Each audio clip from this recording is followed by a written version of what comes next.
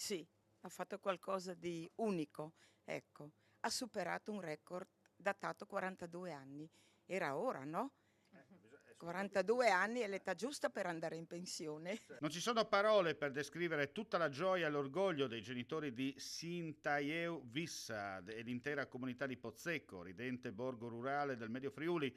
Facente parte del comune di Bertiolo, dopo l'impresa dell'atleta friulana, ha un soffio dal bronzo, ma nello stesso tempo capace di abbattere il record italiano sui 1500 metri femminili, detenuto per oltre 40 anni da Gabriella Dorio. Papà e mamma hanno saputo trasmettere alla loro Sinta, come viene amorevolmente da loro chiamata, il sano principio che queste terre contadine, dove il sudore e la fatica sono tutt'uno, per ottenere nella vita il massimo risultato.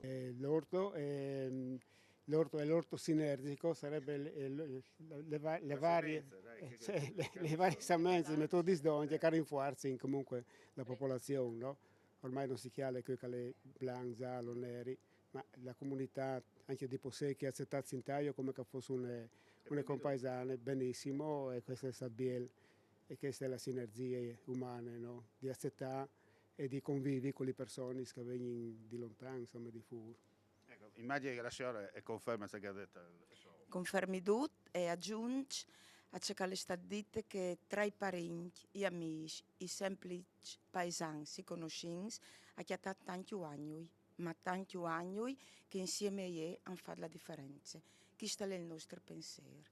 In tutti gli ambienti che ha frequentato, dal paese alla scuola, all'ambiente sportivo, agli autisti dal pulmino, al catechismo, l'HR ha chiamato persone che veramente le hanno accolte.